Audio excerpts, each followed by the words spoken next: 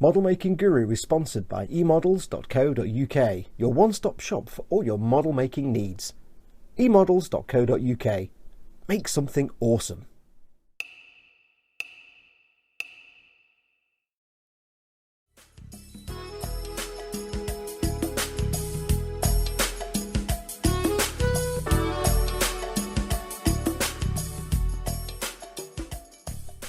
Hey everyone, it's Fox from Model Making Guru here. Hello and welcome to a quick, hopefully quick, painting episode. Now, I do have to apologise if you think I sound a bit weird. It's because I went to bed last night. I did the eModels live show yesterday. It's Tuesday today. I went to bed last night, perfectly fine. I woke up this morning. I'd had all the blessings of Nurgle. Papa Nurgle had visited me in the night. He'd slapped me across the face with every disease he's got. And I woke up and I was like, oh my God, my throat is burning away. My voice is knackered. My nose is bunged. My head is banging. Everything's gone horribly wrong. So I've got all the plagues today. All the plagues. I said to Mama Fox, just stay away from me. Don't come near me. Don't come near me. She's like, do you want to brew? I'm like, yeah, but just stay away. Don't come near. I've got all the blessings. Now, this is a quick painting episode. Today we're going to be painting the Vex Machinator Archlord Discordant. Now, this is not going to go into Patreon Early Access. If you're a patron and you're wondering why you're watching this now on the YouTubes publicly, this only came out on Saturday, and today's Tuesday. It only came out a few days ago. And as yet, there's no video. I've not seen any good painting tutorial videos. Nothing's come out yet. So I'm keen to get this on the YouTubes as quickly as possible. Firstly, just so I can be the benefit of being one of the first videos on there, but more importantly, so people can have a tutorial quickly. They're not having to wait a week for my stuff, by which point other people's stuff will have come out anyway. So I want to get stuff on there quite quick, and it's because it's a brand new release. It's only been out a few days. I'm going to forego the Patreon Early Access. It's just going to go straight out for everybody. So don't worry, I'm not stopping doing the Patreon Early Access. But yes, I'm going to see if I can get this done quickly. So what's the plan for today? Well, as you can see, I've already done the pre-assembly and I've primed it. I've assembled it in some sub-assemblies. I have the Demon Engine itself, which looks mint. I like that. We've got the Archlord Discordant here, and he's on there. And also I've got these two bits, which are the actual exhaust pipes. Now, the reason I've put these in separate sub-assemblies, the dude, the vehicle, and the exhausts, is so that I can easily paint these without having to mess about. There's bits of the armour here that will be really hard to get to once he's in place, so I wanted to keep him separate. However, this has caused some problems. If I was reviewing just this kit, I would say it's pretty good, it's really good, it's a brand new tooling, but there are some issues. There are some fit issues, and there are some unclear parts in the instructions. Not many, and just a couple, but they're kind of niggly. And there's one bit where you need to be very, very careful. Now, in terms of the fit issues, there are a couple of bits where it's not really clear from the instructions where things need to go. This, for example, they don't fit very well. This tube here attaches to the gun, but it's not shown in the instructions. You get a little view of it from the side, but it's not 100% clear. I had to really fiddle around with it to figure out how it fits. Also, this bit is supposed to go into the back of the Archlord here, under his cowl. Doesn't really fit. It does go underneath and kind of hides, but it doesn't fit. You can't glue it in place. And it's a bit of a pain. If I want to keep him separate, I've got to have this either glued to the gun or to the dude, but I need it to line up to attach to both, so it's a bit of a brain twister. Also, the armour on the legs, the armour on the legs here, for some reason these are done in two halves, purely to up the part count. So there's the left side and the right side on the horizontal bits of the legs. If you attach them, the way the attachment points seem to work, there's a gap down the middle. They just lock into place and they've got a gap. However, there's not supposed to be a gap. You're supposed to push them up a little bit more and push them together. It doesn't make that explicitly clear in the instructions. And when I first glued one on a leg, I had this gap, and after a bit I'm like, that can't be right. There can't be a gap down there, surely. But I had to really scour the box and look at the instructions until I found a bit and thought, oh right, there isn't a gap. Now I can see one. It's not very clear, but they do tend to fit together with a gap, and that's how they sort of lock into the tab and hole. So keep an eye on that. You have to literally push them together with a bit of glue and then hold it for like 30 seconds and then let go. I did get some seam lines down the middle, but that was easily fixed when I pushed them together. The glue came out and I could sand that back, so that's not a problem. The issue I have had is with these reins. Now, because I want to paint this separately, this is where it becomes a problem. These reins attach to two little sort of recesses on the side of the Demon Engine, one there and one there. It doesn't actually tell you that in the instructions. It just simply says put some glue in this bit needs to attach, but it doesn't say where, because you don't see around that side, and you have to figure it out. It took me a minute or two to figure out where they're supposed to go. I guess they had to go into these little recesses, but it's not a natural fit. You really have to stretch it and adjust it and make it fit and wiggle this guy around. It's very vague the way he fits on this Demon Engine. It's not It's not like he simply locks in place like a Space Marine on a bike or something like that. So these do bend, and this one actually snapped. It snapped completely into 2 pieces. Now I had a problem here because I wanted to make him separately, so I can't just glue it back on because I need to know it lines up with the hole it's supposed to go into. Also, if I just glue it back on with some Tamiya extra thin, it's just going to snap again. There's a very weak joint. So what I had to do was reinforce the joint. So I had to put him in position, put this without gluing it into position and hold it in place so it lined up with the other half of the rein. Put a piece of plastic card over it, glue it, hold it for like 5 minutes, which was really boring. And then when that had dried, just leave it alone for 24 hours. Left it alone, well, about 12 hours, let's be honest. Left it alone for 12 hours, and once it all dried enough and I had the nerve, I pulled him gently off the Demon engine again, got him off, and I wrapped round Easy Line. Now, if you'll see here, this thread, and it goes round the rein, and it goes round the other rein as well. It comes on, it goes round his hand, and it's just like an extra piece of rope on the reins. It probably doesn't make any sense if you're a horse person, you know about reins, but to me it looks kind of interesting. It basically wraps around where the plastic card was to hide the joint, because the plastic card is like the thing that glues the 2 halves together and gives it some hopefully some strength. But I've wrapped the Easy Line around it. If you're not sure what Easy Line is, it's basically a rubber thread. It's very fine, it stretches massively, and it doesn't go all fuzzy because it's rubber, it's not actual threads. It's kind of hard to find, but you'll get something, not expensive. So that covers that up. I don't know how strong that's going to be. It seems alright. I'm obviously going to have the nightmare of putting it back on again. The problem is, I did look at other ways to fix it. I could have replaced these with plastic card or even thin strips of paper, or maybe made some reins out of green stuff. The problem is, I need him separate to paint him. I don't want him on there, and if I was going to make something like my own reins, I'd need him to be in place and then make the reins. And if they're all fully painted, I don't want to be gluing bits of paper or green stuff and stuff over a fully painted model. So it was a real brain twister. I was like, how the hell am I going to do this now? So yeah, just be really careful of these reins. Don't put him on and off. If you're keeping him separate, don't take him on and off unnecessarily. Just leave him off. Don't put him on until, put him on once to make sure these line up, take him off and leave him off until you're ready to do the final assembly. You can see I've primed them already. I've primed this in the Lead Belcher Rattle Can Spray, and I've primed him in Abaddon Black. I've also got 2 exhaust pipe tubes here, and these are just off so I can paint them, because I want to keep them separate. So they're only off for that reason. Also, I might want to paint this bit in here, and I want to keep them away because they'll cover that up. I need to get in there to paint that, so I've left them off. They'll just be glued on at the end. So what we're going to do today, we're going to paint it to look a bit like the box art. I'll show you the box art. I'm going to put him over there very carefully, being super careful with him. As you can see, the box art has the black colour scheme with blue hints. I don't do the GW method. I'm rubbish at edge highlighting. I'm going to try my own method and see if I can come up with something similar. It may not work, I don't know, but let's find out. So I'll go and get everything ready, and if my voice is still going, I'll speak to you again in a moment. Okay, so the first step is going to be very easy. Now I'm going to show you as much as I can on this itself, because this is bigger and easier for you to see. There's a lot of things that we'll do on here that we'll also do on the Archlord as well, so I won't show you both, but there are some things specific to the Archlord that we'll have to do on him anyway. So what I can do on both, I'll show you on here, and what we need to do on him, specific to him, I'll show you separately. But for now, the first thing we need to do is make this look less neat and tidy. I'm going to take some Nuln oil, and I'm going to put this all over the model. The reason I've painted it or primed it in the Lead Belcher is purely because there's a lot of it that's actually silver anyway, or just metallic colours. It's basically, as far as I can tell from the box art, it's mostly just silver or metallic with the black armour and some gold bits and bobs here and there. So most of it's going to be a dark colour, a metal colour anyway. So I'm just going to generously put the shade all over. Not fussed if I get it on the armour or anywhere else. I'm just putting it everywhere that it needs to go.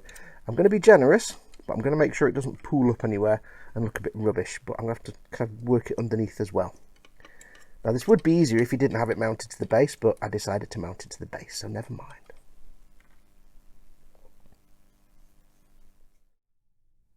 Okay, so that's had about half an hour to dry, and it's looking a bit dirtier now, a bit darker, quite nice. But I want to do some more. Now I don't want to do another coat of Nuln oil, because that'll make it maybe a bit too dark. So what I'm going to do is a coat of Agrax Earthshade, to just give it a more interesting colour, so it looks a bit used and dirty, but not too dark. So let me get some. As with any shade, it's very important to make sure you shake the living crap out of it, because especially Agrax Earthshade, if you don't shake it properly, it will dry glossy, and we don't want that. So what I'm going to do is exactly the same as before. I'm just going to go around and put Agrax Earthshade all over this. Now, as I said before, I'm not too fussed if I get it on the armour parts. They aren't going to be this colour. They're going to be different colours. But I'll try and avoid them as best I can, but it's not the end of the world if I get some Earthshade on the armour parts, because we'll paint over those anyway. So you need to go around and get this over everything.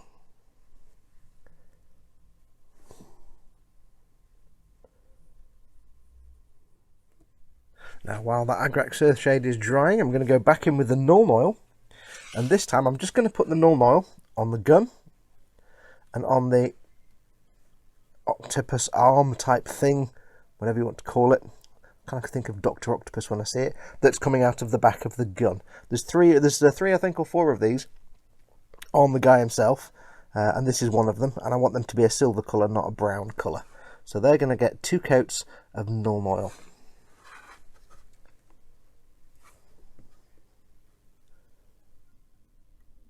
Okay, and now that's had about half an hour to dry. It's kind of where I want it to be. It's looking rather good. So you can see here the colour this sort of mix of Agrax and Nuln Oil gives you this kind of mushroomy tint, which is quite pleasant, compared to the gun here, which is just 2 coats of Nuln Oil, and that's just a sort of dark bluey black. So it's kind of the effect we're looking for. But now, as is my tradition, always darken things first and then bring them back to the light. I need to bring the metallics back to the light. It looks nice, but there's more I need to do. I need to start making it pop. So we're going to do some dry brushing with Iron Breaker. And if you've ever seen me do dry brushing before, you know exactly how this works. You have a piece of tissue which is overexposed because of the white balance, and we've got some Iron Breaker here, if I can get it open. Got myself a little chisel-edged dry brush, and I'm just going to get a little tiny bit on the brush, not a massive amount, a little bit like that. And all I'm going to do is I'm going to work that paint into the bristles and get most of it off on the tissue. And then slowly start to work my way around the metallic areas. Now, I like to little circular motions. The reason I do little circular motions, because at this point, let me explain this if I can. I do apologise if, by the way, I tend to speak a little weirdly today because of my illness. I'm kind of not really making much sense. I don't want to just pick out the edges. I want to brighten the metal back, but still give it a sort of a metallic sheen. So what I'm doing is little circles, and that will pick out the edges, but also it will help highlight any flat areas a little bit, but it'll make the blend nice and smooth between where I'm dry brushing and where there's the original sort of Nuln Oil and Agrax Earthshade wash on its own. So it's a nice sort of blend. If I just flick the brush back and forth like this, that will just pick out the edges. Because I'm doing little circular motions, it helps highlight the areas as well. So I'm just going to work my way around all the metallic parts and just slowly bring it back now, so that all the dirt and dust colour remains in the recesses, and it's still there on some of the exposed areas, but there is the metallic twinge on the flat bits as well. Okay, there you go, that's the Iron Breaker brushed on. Now, you could use one of the other metallic colours if you wanted to. I just like Iron Breaker because it's a nice bright and light metallic colour.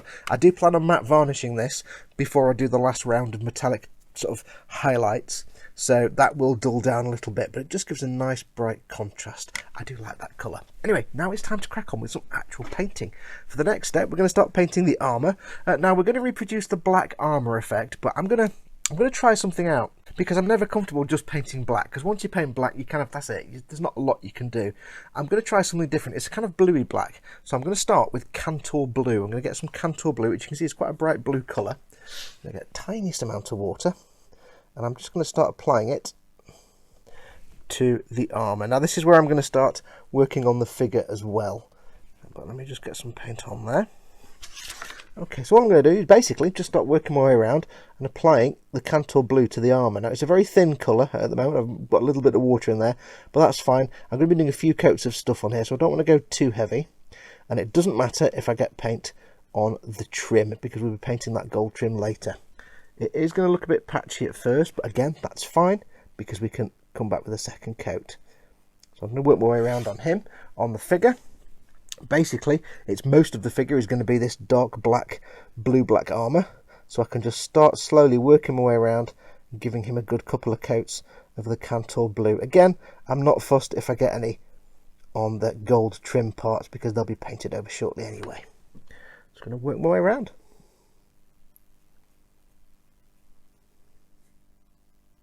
Okay, so there's the blue paint done, and you can see on the figure as well, I've painted pretty much most of him blue just to get the base colour down. So what's next? Next, we need to bring this back towards the black. Now, I've no guarantee this is going to work. This is experimental for me. I'm going to go back to Nuln Oil, and we're basically going to put Nuln Oil on the armour parts we've painted blue. The idea being it'll hopefully collect around the edges, not so much in the middle. And hopefully, again, a couple of coats might be just enough to darken it all down. So let me get the normal oil ready. Okay, so we've got the normal oil here. And as before, we're just going to start off by getting a coat of normal oil on there. Give it about half an hour to dry, see if it's dark enough, and if it's not, I'll come back in with a second coat. I want this to go back towards black, basically. Might even take 3 coats, but we'll find out as I go along.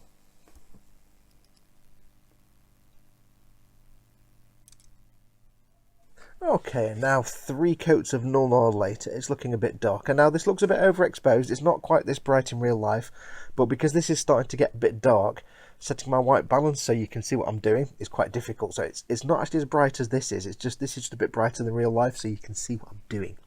So that's actually come out now. It's looking like a really dark grey, sort of brown, blacky, bluey kind of, it's a really nice colour. But I want to make some bits go even darker towards the black. So this is where we're going to do some dry brushing. I have here the Abaddon Black. And all we're going to do is we're going to dry brush some Abaddon Black. Now, I'm not going to use a dry brush for this. I'm going to use an old base brush just because it's small enough. But it's going to be exactly the same technique as normal. And I apologise, obviously the overexposure is massive. So everything is glowing. So I've got a tiny amount of Abaddon Black on the brush. Working out on the tissue. So I've not got much left. And what I'm going to do is I'm going to start dry brushing. Again, circular motions as always, but I'm going to go, to get the excess off on my thumb, I'm going to go from the bottom of edges. So, for example, on the legs here, I'm going to start from the bottom, and I'm going to work my way up. And if you're wondering about the circular motions, that helps me blend all the brush strokes together. If I do circular motions, I'm less likely to get brush strokes. It won't look as bitty and gritty. So I'm going to work my way up from dark to the lighter blue. On panels like here on the side, let me just get some more paint. Little bit more paint on the brush. I love dry brushing. If you master dry brushing, you can do a lot of things with it, including like pre-shading without an airbrush. On things like these shoulder pauldrons, I'm going to start from the bottom here. I'm getting a bit too much on there. Start from the bottom and then work my way towards the middle. So it'll be dark round the bottom corners here, but it'll still be this blue colour in the middle. And the whole point is that I plan to have it a very dark, almost black colour at the bottom of panels, but towards the tops where the light would shine, it'll be this blue colour that we've got now, and it just gives you that nice blue effect. I think it's a bit more interesting, a bit more realistic than the Games Workshop way of doing edge highlighting everywhere, which just makes it look like a black with some light blue lines painted on it. So I'm going to spend a little while now doing this. It's going to take a while. Now, I may not be able to do this on the figure. If I show you the figure, this probably will be horribly overexposed. If I show you the figure, again, he's not quite this blue in real life. He looks almost black. Once the other colours are on there, you'll think he's just black. Not really going to be able to do quite as much dry brushing on him. I'll try, but it's more going to have to be highlights on him because he's almost quite black anyway now, so he's kind of dark enough as it is. So I'm not going to do anything on him. It's all going to be on this puppy here, and I love dry brushing. So hopefully you can see the effect on the leg here, the shield on the leg. I want to get it down to black at the bottom.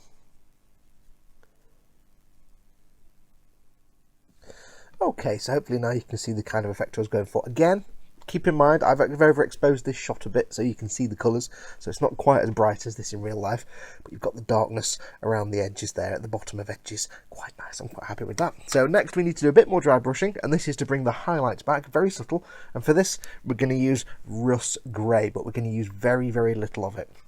So I've got some here, I'm going to get some on the tissue as always. Magic dry brush tissue. I'm using the base brush again, it's an old base brush. I would say, if you're going to use a base brush for dry brushing, don't use a new one. Base brushes are brilliant, but the moment you use a brush for dry brushing, you kill it. So don't use a new one, use an old one. And what we're going to do here is I'm going to do exactly the same, but I'm going to focus on the tops and on edges. So I'm going to keep it really, really subtle, as almost nothing really. Now, obviously, most of the things I'm going to pick out are going to be, the camera, as I knock it. Most of the bits I'm going to pick out are going to be the trim, the raised up trim areas. That doesn't really matter because that's going to get repainted anyway. That's going to get painted gold, and I need to knock the camera again. There you go. That's going to get painted gold, so it doesn't really matter if I'm getting the paint on there. But this is really just focusing on top areas where the light would hit. Maybe you'll see it better on here. Areas where the light would hit and lighten an area. And also, if there are any little raised details, just little raised details. Now, it may look a little bit grainy, but that's fine. Once this has got, you know, varnishes and stuff on it, it'll look fantastic.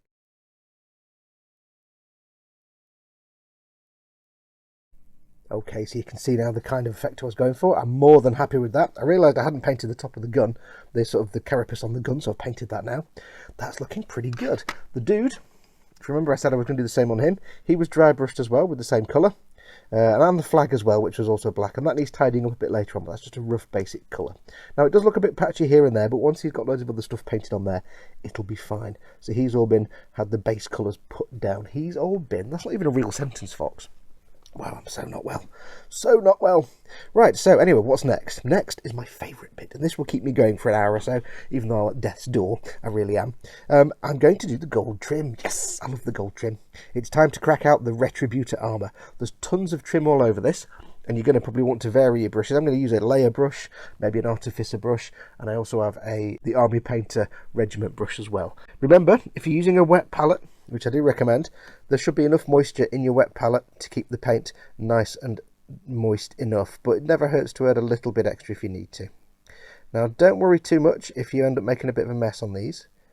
If you do make a bit of a blib here and there, you can just go back and touch in the darker colour if you need to, but you're basically going to be painting all this trim all along the actual model, and there's tons of it, so you could, if you've got a corner there, you can angle it at 45 degrees, that makes life a bit easier. Angle your brush if you need to, there you go. But just work your way around and paint what needs to be painted. Check the box art, because there's tons of little pictures on there that show you all the bits that need to be gold.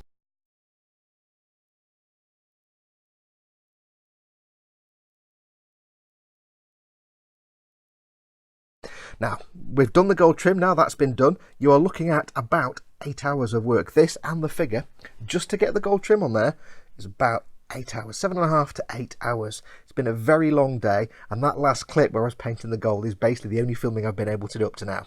I started at, what, about 9 o'clock this morning. Yeah, and I'm now filming this bit. All I can say is, it's a good job I've got 80 hours of the Infinite Monkey Cage and 900 hours of the Skeptic's Guide to the Universe podcast to listen to, because they keep me more than amused while I'm working away. It's really, actually, if you've got a long project like this, I do recommend, you know, it's nice to listen to music, but if you've got like a collection of, say, audiobooks or podcasts or anything like that, if you listen to certain podcasts and you haven't done it yet, make sure to subscribe to the RSS feeds for those podcasts, so you can download all the podcasts and just get them playing in sequence on your whatever you use to play your music on your computer. It's great. Literally, I've got 900 hours of the Skeptic's Guide to the Universe. I'm just going through episode by episode. I'm up to about 2012 now, I think. So yeah, anyway, 8 hours work. There we go, beautiful. So the next step would be Reikland Flesh Shade to darken this down and make it look more goldy. However, I'm going to do something else. If you notice here, remember when I did the dry brushing of the fang? Was it the fang or was it rust grey? It was rust grey. I dry brushed the rust grey to get the light blue areas. If you remember, it looked a bit more obvious when we first did it without the gold trim, because you had all the rust grey catching on the edges of the trim areas, making it look brighter. Now we've put the gold trim on, it's gone darker, it's less obvious. So what I'm going to do is I'm going to go back in and I'm going to dry brush the rust grey again over these bits here and on the tops. Now it's not a major problem that I've already done the base coat of the gold, because all I'm going to do is dry brush it on, and then when it's dried, go back in and touch up the gold. If I did this after the Reikland Flesh Shade, it'd be a lot harder to touch in the gold. So while it's still just a flat base colour, I can do my dry brushing, go back, tidy up the gold, and then we can do the shade. So whenever you're doing anything where you've got a base colour and then a shade, or any effect over the base colour, when you've got the base colour down, just double check there's nothing else you want to do that might require a bit of cleaning up and touch up before you go and add anything like shades or shading or anything else to that base coat layer. Just while it's easy to clean up mistakes, see if there's anything else you need to do. So I'm going to get myself some rust grey, get it on the tissue here, and we shall, you know what I'm doing now, I'm going to get most of it off on the tissue, and we're just going to go back over some of these highlight areas, just very, very gently, getting excess off of my thumb, again, just to bring back this light area. Like I say, when we first did it, because it was picked up by the edges, it looked more obvious, but now we've painted the gold on there, it's kind of blended away a bit, so we just need to bring that back. And when I've done this, like I say, all I'll do is I'll go over with the Reikland Flesh Shade, with the Retributor armour, and just clean up the bits where the dry brushing has gone over the gold. Won't take me more than 10 minutes, because it'll only be in a few areas.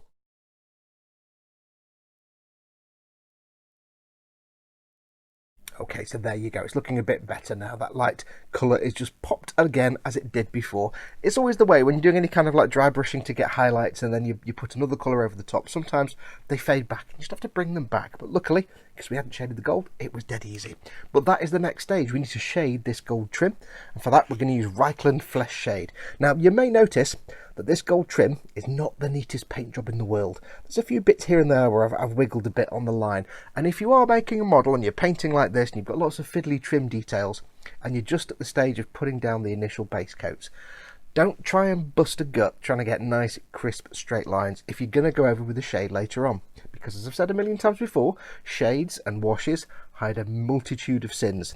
I've got some wiggly bits here where I've gone over the edge. I don't really care, because I know when I put the shade on, it's going to go around the edge of that part there. For example, there's a bit there. It's going to go around the edge and it's going to blend it all away. And that's the thing. If you're doing like these kind of straight edge parts and you've got them quite right, don't panic. Your shade or your wash will hide it and blend it all in. And if once I've done the shade, there's still a bit there, I can just tidy that up later. So here we go. I've got some Reichland Flesh Shade. Let me get some on the brush. Again, as with any shade, make sure you shake the crap out of it just to make sure it doesn't dry glossy.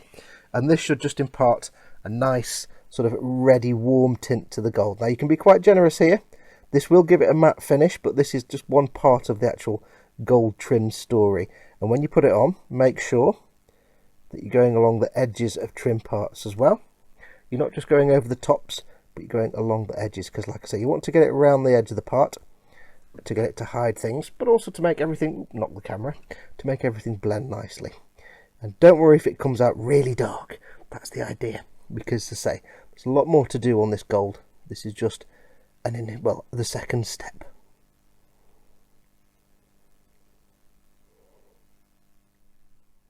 Okay, so that's that part of the gold trim done. Now it's time to concentrate on some of the small details. We've got the gold trim. That's not even finished yet. There's lots more to do, but we're going to leave the gold trim for now. Come back to it later. Next, we need to start working on some of the small details, namely, to start with, the fleshy bits. Now, there's not many to do. We've got these arm things that come out of the head here. There's lots of these. Now, I have to say, if you take this helmet off, do you know what it reminds me of? The head? It reminds me of a slig. If you know your Abe's Odyssey and your Abe's Exodus, it's kind of like a slig. I used to love sligs. I used to love those games, going back to my old PS1, PS2 days. So yes, it looks like a slig if you take that helmet off. It's very weird. Anyway, I wonder if that's where they got the influence from.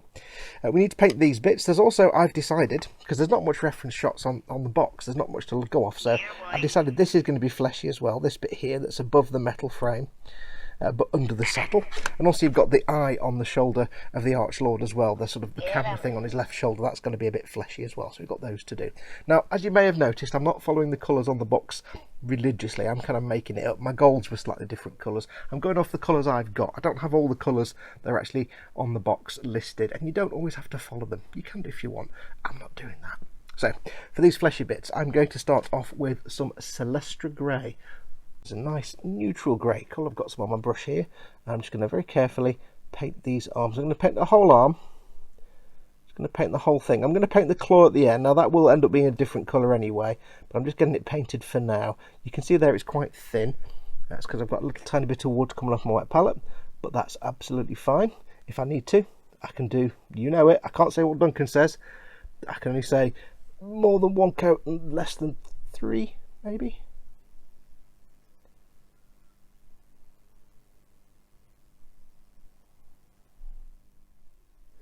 Okay, and once that's painted, we need to go over with a shade, and for that we're going to use Druchii Violet, which is a beautiful sort of, well, you can see what colour it is. It's like a claret colour. So I need to be careful and just go over the bits that I've painted Celestra Grey.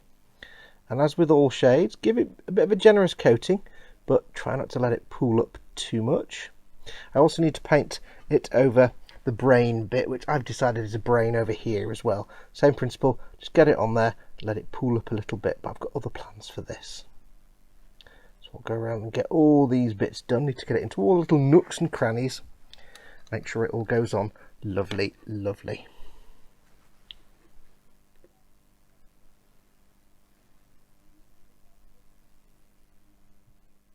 Okay, so that's had time to dry. I went ahead and did a second coat, but the second coat I just focused in the recesses, so like this recess here, this recess around the edge of the brainy thing, and the bit on the mouth where it just meets the sort of the metal parts, so just the real dark parts, just to give a depth and a shade to it. The next step is to bring back the highlight colours. We could just leave it like that, it looks a bit purpley though. And for that I have some Rakarth flesh, which has been thinned a little bit more than normal.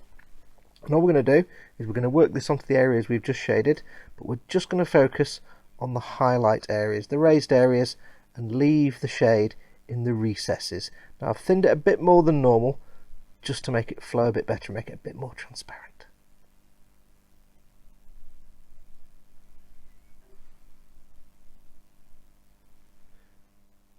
And once that's dried, I'm going to go over with some Screaming Skull. Now this is thinned even more than the Rakarth flesh. This is very, very thin. I've added extra water because I want this to be quite subtle. Now it'll look a bit bright now, but when it dries, it'll fade away a bit. And I'm just going to put this on the real highlight areas, just on the real tops of muscle fibres, just to give a little bit of a highlight.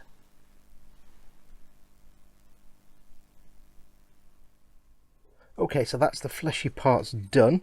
Now they're quite pallid, which is quite cool, but I want to bring a bit more colour to this brainy thing. I don't know if this is a brain. I've decided it's a brain. It seems strange to have a brain right near the exhaust, but it's going to be a brain as far as I'm concerned. I want to make this look a bit more, I don't know, organic and brainy, I suppose. So what we're going to do, we're going to put a glaze over it just to change the colour. What we're going to use for this, we're going to use Bloodletting. Now this is a glaze, but we're not going to actually apply it like this. We're going to mix it with some Lahmian medium. So what I'm going to do is I'm going to get my brush. Where's my brush? I'm going to get myself, let's see, one, is this on camera? Let's do it on camera. 1, 2 blobs of Lahmian medium. Lahmian medium is basically paint without any colour in it.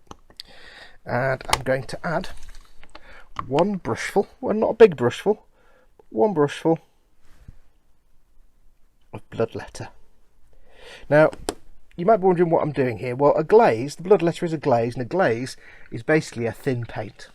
It's designed not to be a wash, it's designed to behave like a paint, but be thinner and more transparent. So, instead of painting a surface, it wouldn't so much paint this surface. Let me get the right brush. Where's my brush? Where's my brush? I can't find my brush. I'll use this one. There we go. It wouldn't so much paint over this as just tint it and change the colour a little bit. It'll shift it. So let's get this on. I shall get a little bit on my brush as I knock the camera. And the reason I've thinned it with the Lahmian medium is I want to thin it a bit so it's not quite so bright and bold. But I do want it to behave the same as paint. Now if I thinned it with water, it wouldn't behave like a paint. It would change the way it behaves. Its surface tension wouldn't be the same.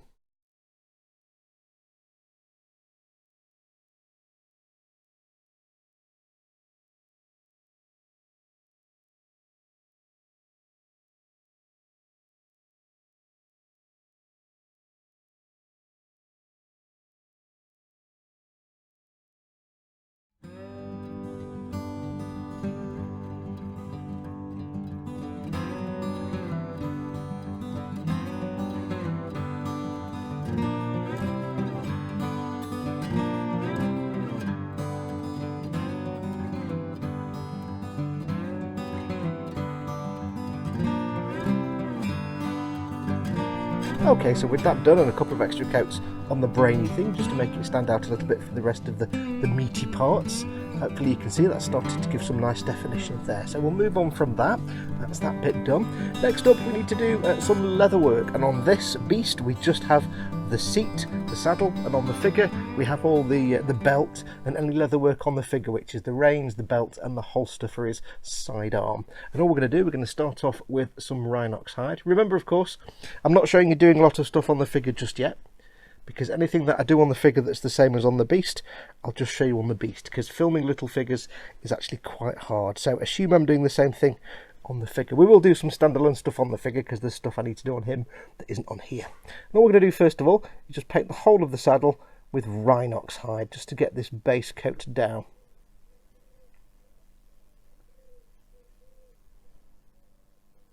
Next up, a nice and simple step, we're just going to put a null oil wash over the areas we've now just painted the brown. We're going to be, again as always, fairly generous, just getting it all over. On the figure, I'm going to use a smaller brush than this big fat shade brush, because I don't want to get everything on the figure covered in shade.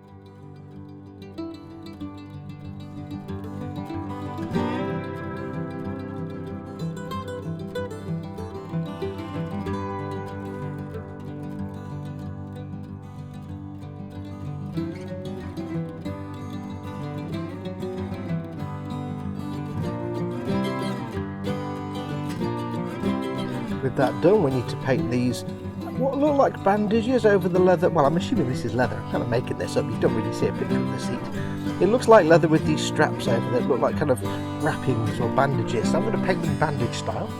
So I've got a little bit of Xandri dust, which I shall paint on first. Use my fine artificer brush just to get these painted.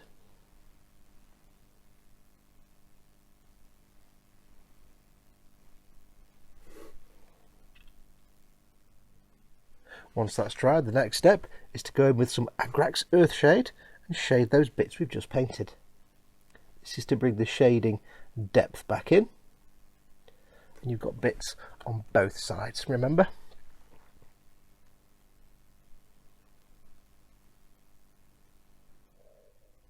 And then last but not least, we're going to go in with some Screaming Skull to bring back the edge. This is one place where doing this sort of Games Workshop style, picking out the edges, does actually work in things like bandages and wraps.